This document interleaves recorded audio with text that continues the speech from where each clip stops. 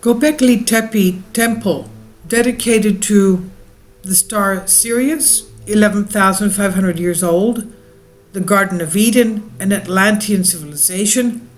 This was recently found, excavated. It was covered, others say intentionally. I believe it was some kind of a geological astronomical event, perhaps the Younger Dryas Comet. This is around the time of 12,000 years ago when we had the comet impact. But let's see what this has to do, because they tie it into Bethlehem and Nazareth of Israel. Now, Gobekli-Tepe is the Turkish location near the border with Syria, 15 kilometers from the city of Urfa. And in the light temples, 11,500 years ago, the stones are 5,500 years older than the first cities of Mesopotamia.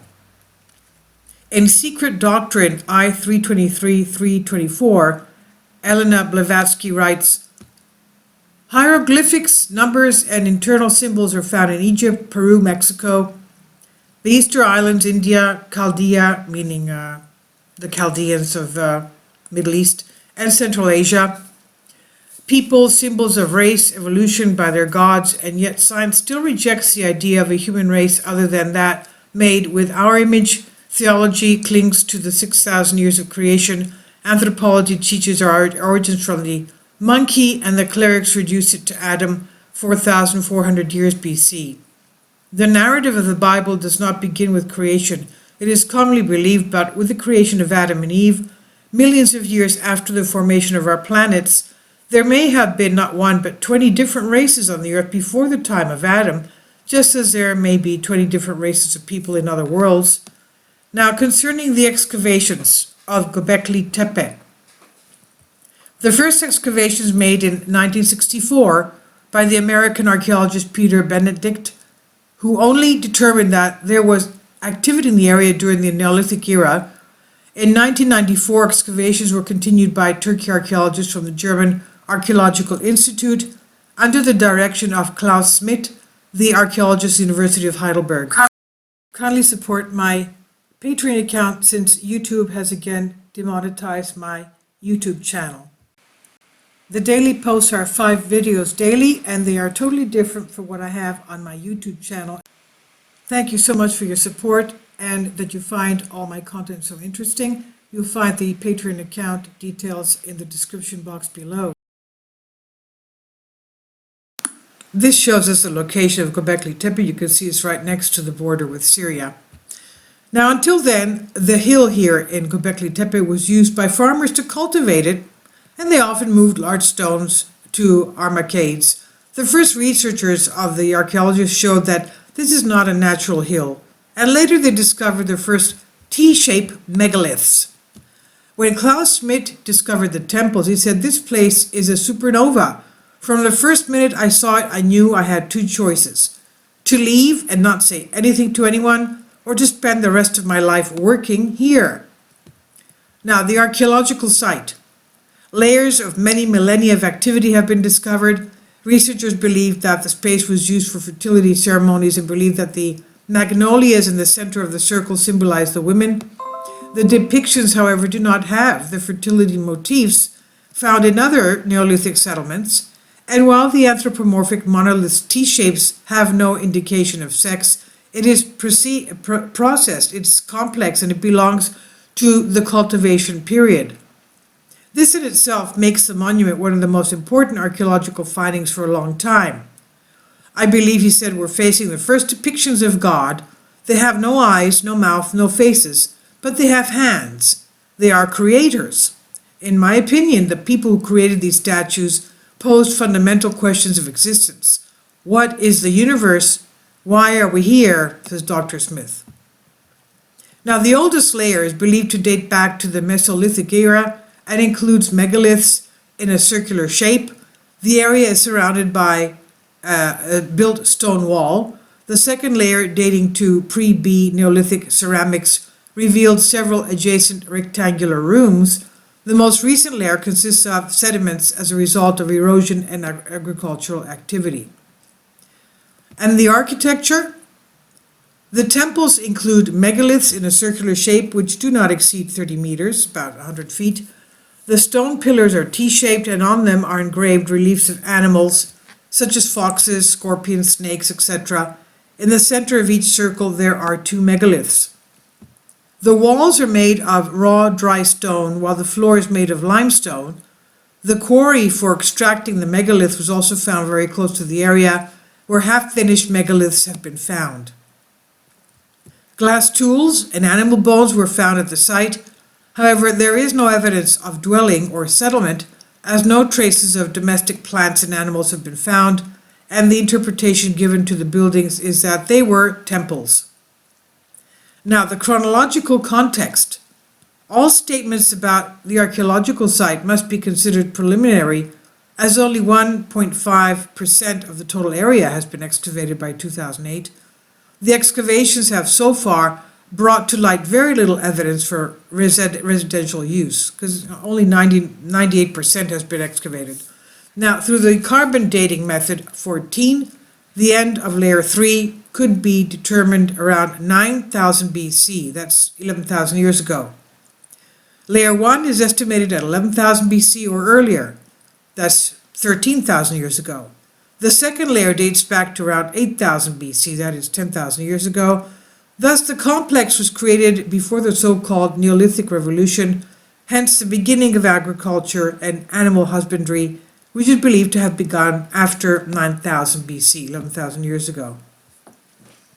Archaeologists estimate that up to 500 people were used to extract the megaliths, some of which weigh up to 50 tons, from the surrounding quarries and transport them at a distance of 100 to 500 meters, and at the beginning of the 8th millennium, the area lost its importance and over time was forgotten. It remains unknown why the entire area was deliberately covered with 30 to 500 cubic meters of soil. I again believe it was not covered. I believe it was some kind of geological event or combined with an astronomical event, such as a comet impact. Now, temple dedicated to Sirius, 11,000 BC, that's 13,000 years ago. Again, we're talking about the period of the Younger Dryas comet impact. The ancient structure was named Gobekli-Tepe by archaeologists because of its unusual cycloid contour. It was cyclical. Although scientists have so far brought to light 4 such circular temples, it's estimated that their total number reaches 20. For unknown reasons, the descendants of the ancient builders filled these temples and covered them with sand 8,000 years ago. Again, I believe it was not intentionally covered with sand. I believe it could have been a mud flood, like some kind of a mud flood that we had, diatomic, the diatomic sands that we have, for example, flooding, the super eruptions that we had in Yellowstone, that type of an ash and sand covering, okay? Now, for unknown reasons, the descendants of the ancient builders filled these temples. They said, I've again been telling you, I believe it was not intentional filling. I believe it was geological event. Now, an answer to the mystery of the worship of these temples was given by Giulio Magli of the Polytechnic of Milan, who specializes in ancient astronomy. Magli, studying these ancient structures, concluded that the temples were worshipped by the star Sirius. They were worshipping the star Sirius, the dog star.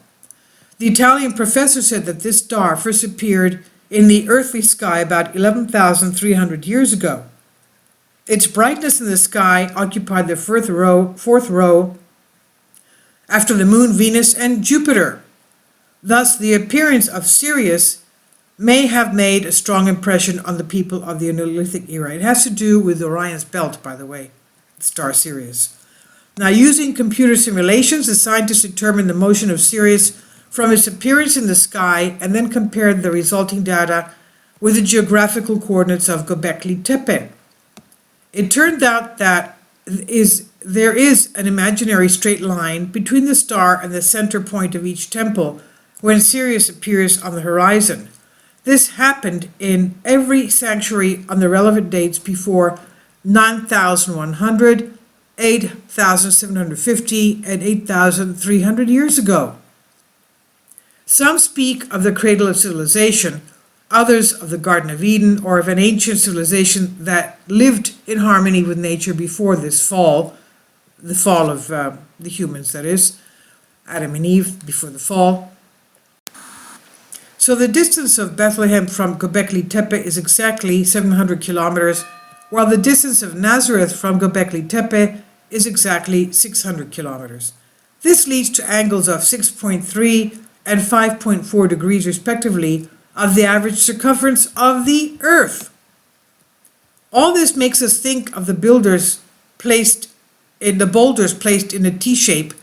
This space is actually, the shape is actually the shape of the cross, as in the crucifix the height of the head is significantly less than the length of the arms and body after the legs. So in practice, instead of a small t, we have a capital T.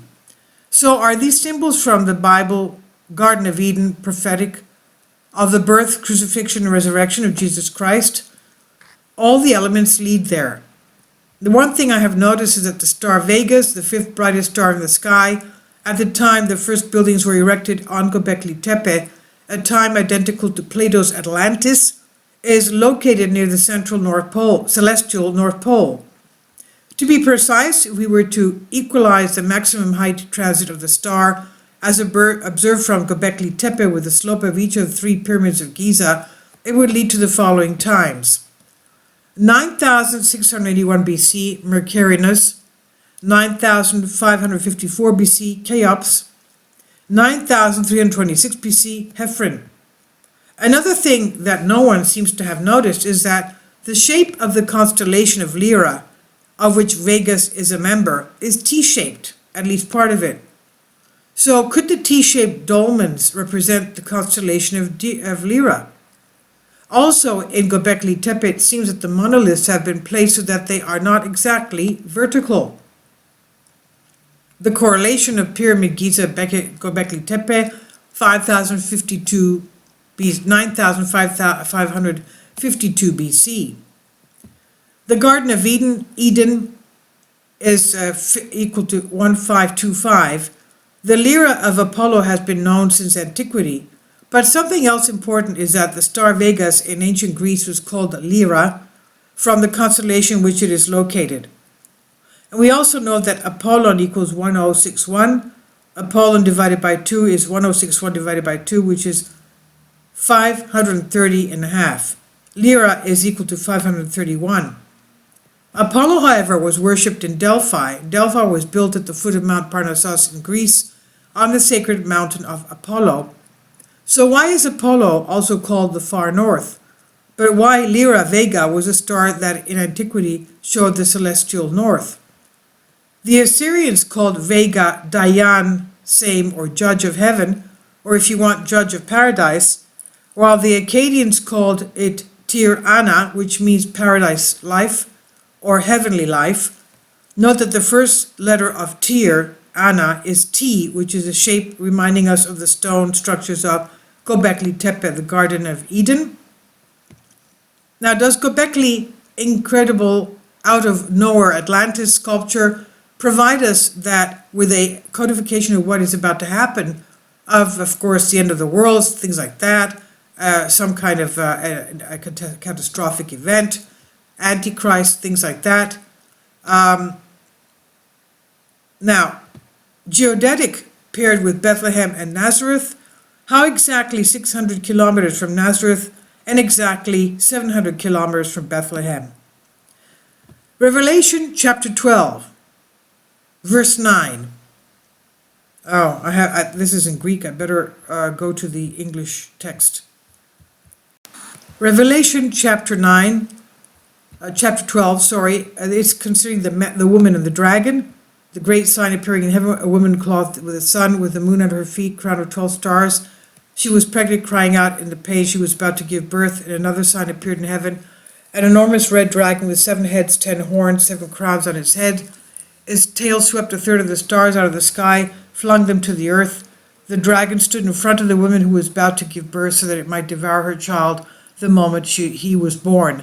She gave birth to a son, a male child, who will rule all the nations with an iron scepter. The child was snatched up to God, to his throne. The woman fled into the wilderness to a place prepared for her by God, where she might be taken care of 1,260 days. Now, let's remember, this is definitely a reference to the Virgin Mary. Okay, and Jesus Christ's birth, and also, of course, all of us Christians. Now, we're going to chapter 12, verse 9. The great dragon was hurled down, that ancient serpent called the devil, or Satan, who leads the whole world astray. He was hurled to the earth, and his angels with him. And then verse 12, therefore rejoice, you heavens, and you who dwell in them. But woe to the earth and the sea, because the devil has gone down to you. He is filled with fury, because he knows that his time is short. So that's the, and 13, sorry, in verse 13. When the dragon saw that he had been hurled to earth, he pursued the women who had given birth to the male child. The woman was given the two wings of a great eagle, so that she might fly to the place prepared for her in the wilderness, where she would be taken care of for half a time, out of the serpent's reach. Okay? Now, going back to this, geodetically coupled with the birth of Jesus Christ. How is that? When Jesus Christ was born in Bethlehem, just 700 kilometers away in the buried Mesolithic ruins of Gobekli-Tepe, Atlantis, the brightest star in the constellation Dragon, the Gamma of Dragon, or El-Tanin, was perfectly aligned with the lower part of the track being sustainable. Thus, the site of Gobekli-Tepe is associated with the devil, the fallen angels, and Lucifer. Gobekli-Tepe being in Turkish Kurdistan, 53 miles from the Syrian border, reminiscent of the geostrategic plans of independent Kurds, Turkey again. Now, does Gobekli-Tepe's incredible out-of-nowhere Atlantis culture provide us with a codification of what's about to happen, or the end of the world or something? A very strange changing event. Is it really a warning, or is it just a quote of knowledge and proof that even if the leaders involved are not going to listen, they're not going to change their plans anyway? So these events that have already happened, we just have not experienced them yet. And what about time or space travel, or from other planets? What about out-of-bounds objects or cultures? The double central columns of Complex D, the oldest temple at Gobekli-Tepe, aligns with azimuth 352 degrees. Sirius and the projection of megalithic enclosures of Gobekli-Tepe by Giulio Magli illustrates the design.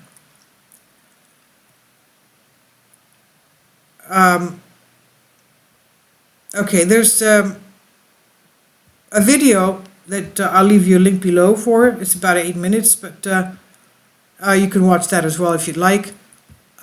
There's still a lot of strange things that we have to uncover concerning Gobekli-Tepe, but I find that the strangest here is having to do with the locations of 600 and 700 kilometers from Nazareth and Bethlehem. And again, the dog star Sirius. Obviously, this had to do with this location, I believe, was somehow covered up by the Younger Dryas Comet Impact event. But please leave your comments, and thank you for your support. I've translated this for you from a Greek article. Thank you.